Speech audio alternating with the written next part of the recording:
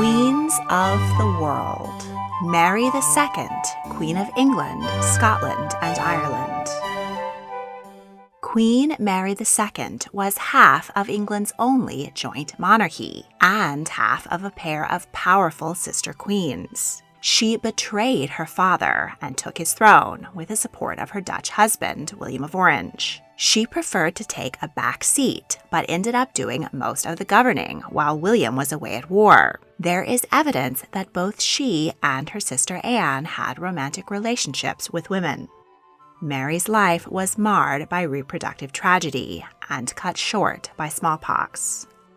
Let's examine the life of Queen Mary II.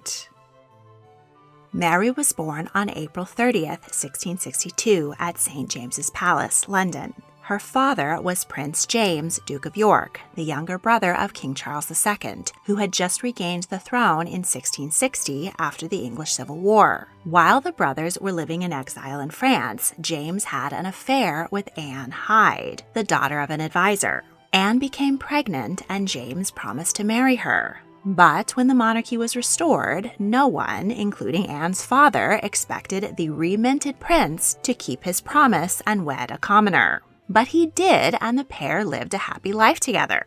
Anne gave birth to 8 children, and James doted on them, unusual for a royal father of the time. Sadly, only 2, Mary and Anne, survived to adulthood. Mary was named after her paternal great-great-grandmother, Mary, Queen of Scots. The sisters were christened and raised Anglican, per the request of their uncle, King Charles. But their parents became enamored of the Catholic faith and converted.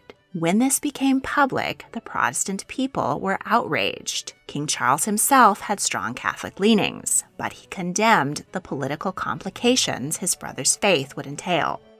Anne Hyde died at just 34, probably from breast cancer. Years later, Mary commissioned a painting of her dear mother and hung it in her drawing room. As was customary at the time, the sisters didn't live with their parents. Instead, they were raised by a governess, Lady Frances Villiers, at Richmond Palace. They were educated by private tutors in music, dance, drawing, French, and religion. Even though they were second and third in line to the throne, they weren't instructed in much beyond traditional feminine arts. Educating women was not in fashion at the time. Their father visited them occasionally. 2 years after the death of their mother, he brought them a playmate, his new bride, Mary of Modena. She was just 15, only 4 years older than Mary. The 3 girls remained good friends for much of their lives. From the age of 9, Mary wrote passionate letters to an older girl, Frances Apsley. She was appointed a maid of honor to the princess. Mary idolized Frances, whom she called her dearest, dearest, dearest, dearest, dear husband. In their narrative, the princess played the part of the often neglected wife. She filled pages with passionate endearments and was jealous of Frances's other friendships, including with her younger sister Anne. In the correspondence between Frances and Anne, the girls adopted pen names, Samandra and Zafaris, lovers in a popular drama of the time. When Mary was 15, she was informed of her betrothal to her first cousin, William III, Prince of Orange and Stadtholder of Holland. He was 27. The princess wept for 2 days. William's mother, Mary Princess Royal, had been the king's sister, thus he was 4th in line to the British throne after James, Mary, and Anne. King Charles was at first opposed to the marriage. He wanted his niece to wed Dauphin Louis of France so that their child would be a Catholic heir to the throne. But Parliament forced a marriage to a Protestant prince. Mary cried through her wedding and was mortified at the bedding ceremony, which was attended by all the court, including her father and uncle. The newlyweds had to wait 2 weeks for bad weather to pass before they could leave for Holland. After a rough crossing, the harbor of Rotterdam was frozen, and they had to land in a small village and walk through the frigid countryside until coaches met them. After the humbling journey, they made a formal entry into The Hague in a grand procession. Mary was popular in her new homeland. She was animated, personable, graceful, and impressively tall at 5'11". William was only 5'6". She had long, dark hair, brown eyes, and a smooth complexion. She continued to write devoted letters to Francis. Quote, "Though I have played the whore a little, I love you of all things in this world." She described the child in her womb as a bastard and said Francis had been cuckolded by the prince. She also expressed her fears that time and distance would cause their love to wane, and that it did. Francis became uncomfortable with Mary's platitudes and responded formally. Historians vary on their interpretation of this intense friendship. Some believe it is evidence of a romantic, possibly even sexual relationship.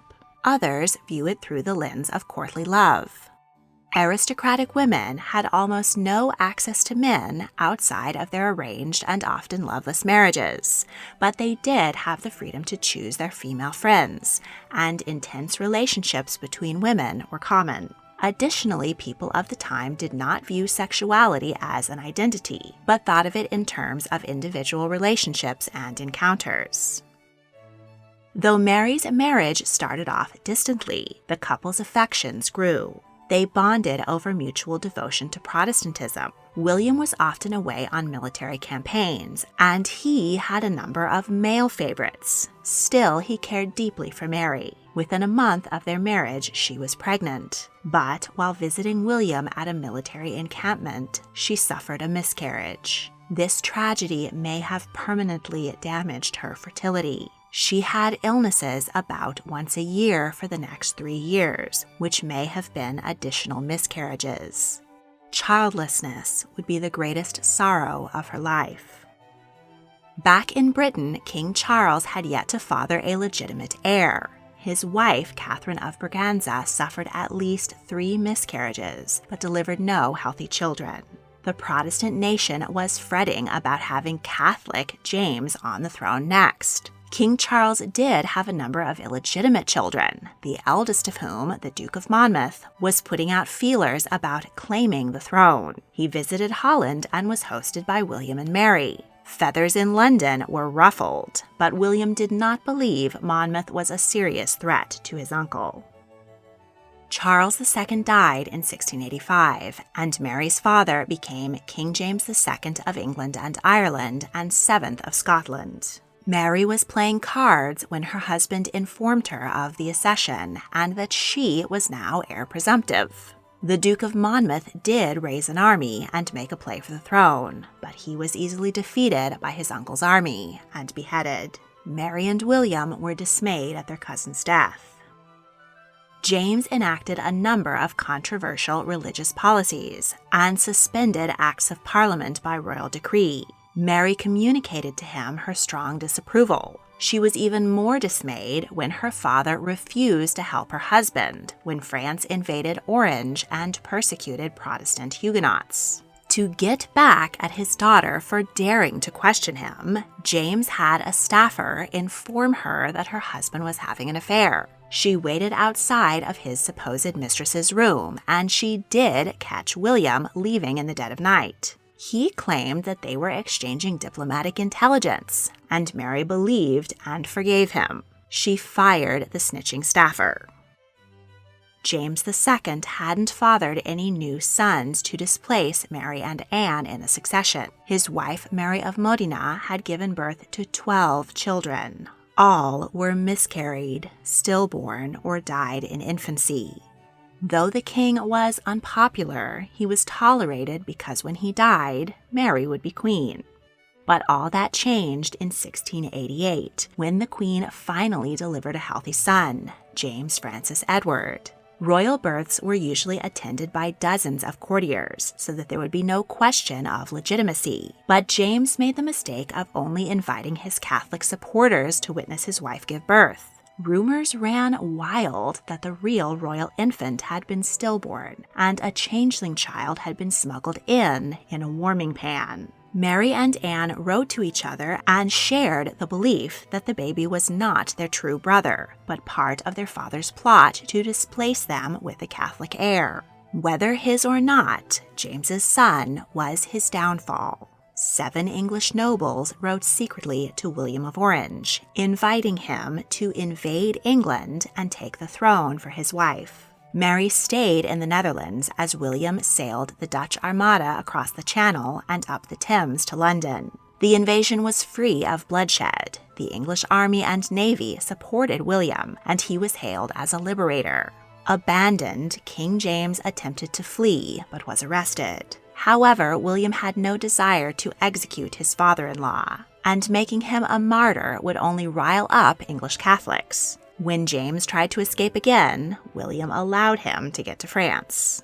Mary was distraught at having betrayed her father, but she believed the invasion was necessary to save the church and state. She harbored a secret joy at returning to her homeland. William instructed her to appear cheerful during their triumphant arrival in London, but many criticized her for being cold to her father's plight. Parliament declared that James had abandoned the throne, and thus it was vacant for the next in line.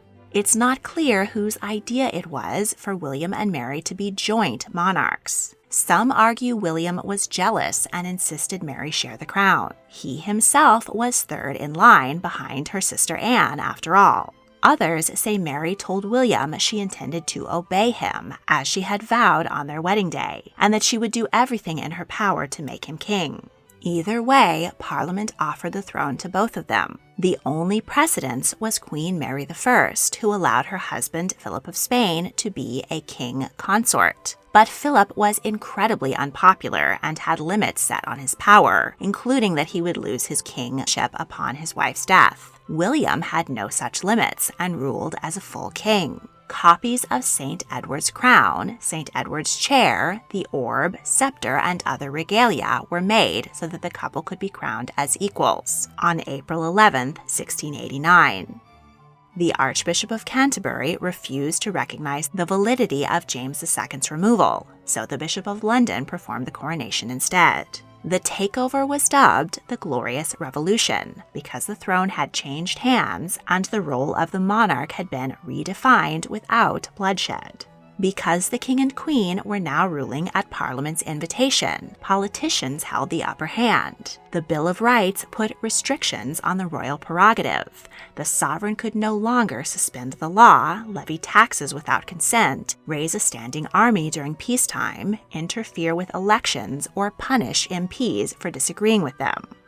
She was known in England and Scotland as Mary II, in England after the Tudor Mary I, and in Scotland after Mary Queen of Scots. He was known as William III in England, but William II in Scotland, as there had only been one previous King William there in the 1100s. The Scots, who saw James Stuart as one of their own and William as a foreign invader, were more divided. The Estates of Scotland did eventually vote to recognize William and Mary as king and queen, but with far more grumbling. Viscount Dundee raised an army and revolted, but he was killed in battle. The MacDonald clan was one of many who refused to swear allegiance to the new sovereigns. They were made an example of when 30 men, women, and children were massacred at Glencoe. For generations to come, James II's descendants, known as the Jacobite Pretenders, would go to Scotland to raise support for their attempts to retake the throne. In 1692, James traveled to Ireland to raise Catholic troops, but William ended the rebellion at the Battle of the Boyne. Protestants in Ireland still hail him as Good King Billy, and the orange portion of the Irish flag representing Protestants is derived from his title, Prince of Orange. The College of William and Mary in the American colony of Virginia was also named for the monarchs. William and Mary were not impressed with the outdated Tudor royal palaces available to them. Their youth on the continent and visits to Versailles gave them higher expectations for style and comfort.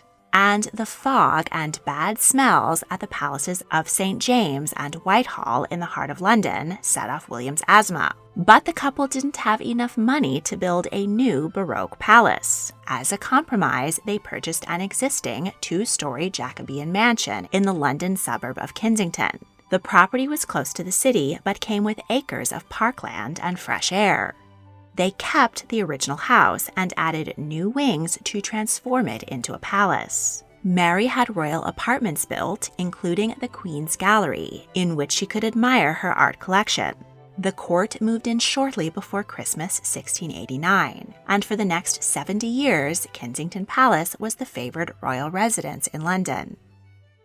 The couple also created a country retreat. They tore down Henry VIII's favorite palace, Hampton Court, to create this Baroque masterpiece to rival Versailles. 2 new suites of chambers were built, equal in size to reflect William and Mary's status as joint monarchs. Mary kept her vast collection of blue and white porcelain here.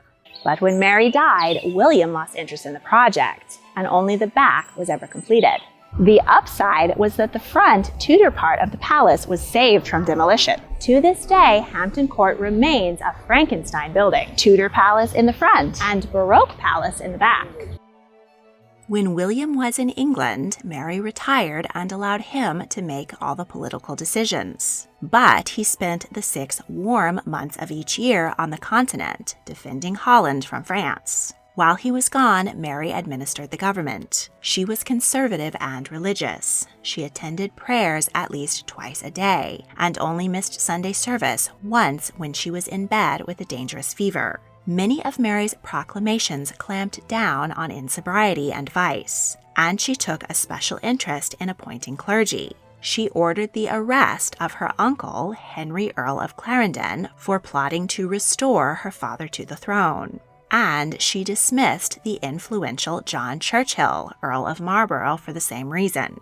This fissured Mary's relationship with her sister Anne. Churchill was the husband of Anne's favorite, Sarah. Arguments over money further soured the sisterhood. Anne suffered yet another stillbirth.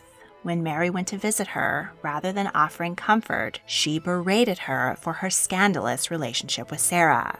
The sisters never saw each other again.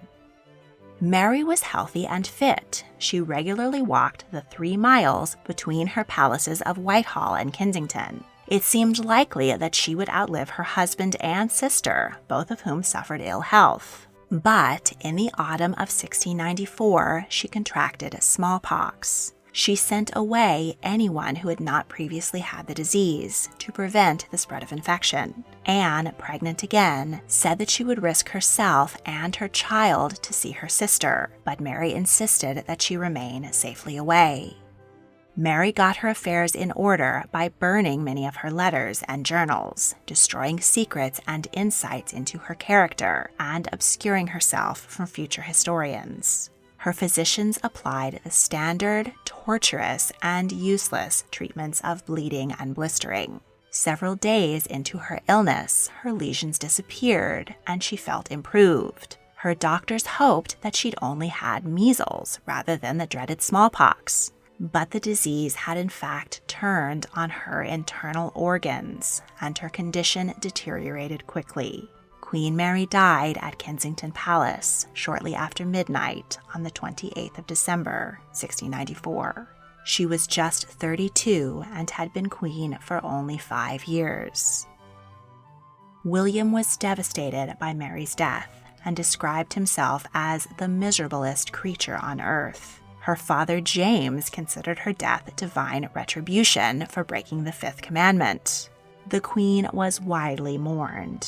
During a cold winter in which the Thames froze, her embalmed body lay in state in the banqueting hall of Whitehall for 2 months. On the 5th of March, she was buried at Westminster Abbey in the first royal funeral attended by members of both Houses of Parliament. Despite not having an heir, William refused to remarry. Rumors about his sexuality circled. He is believed to have had affairs with 2 Dutch courtiers, Hans Willem Bentinck and Arnold Joost van Keppel, to whom he gave English titles and land. William promoted religious tolerance, but pretty much let Parliament rule England. While riding in the park, the king's horse stumbled in a mole's burrow. William was thrown and broke his collarbone. While in bed recovering, he developed pneumonia and died at 51. King James toasted the little gentleman in the black velvet waistcoat, meaning the mole who had brought down his royal enemy. William was buried in Westminster Abbey next to Mary. Their wax funerary effigies stand side by side to this day. Because Mary was 5 inches taller, William's effigy stands on a cushion. Next to inherit the throne was Mary's younger sister Anne. Unlike Mary, she was not willing to share her throne, and her husband was fine with that. He looked the other way while the queen carried out scandalous romances with ladies of the court. She was a politically active and powerful queen who oversaw the forging of the new nation of Great Britain. But her numerous reproductive tragedies brought the Stuart dynasty to an end and changed the British monarchy forever. In the next episode, we'll meet Queen Anne. Don't want to wait to see the next episode? Patrons get exclusive early access to all of my multi-part series. If you would like to join my Patreon and help me make more fascinating videos, click on the link in the description. Thank you for watching.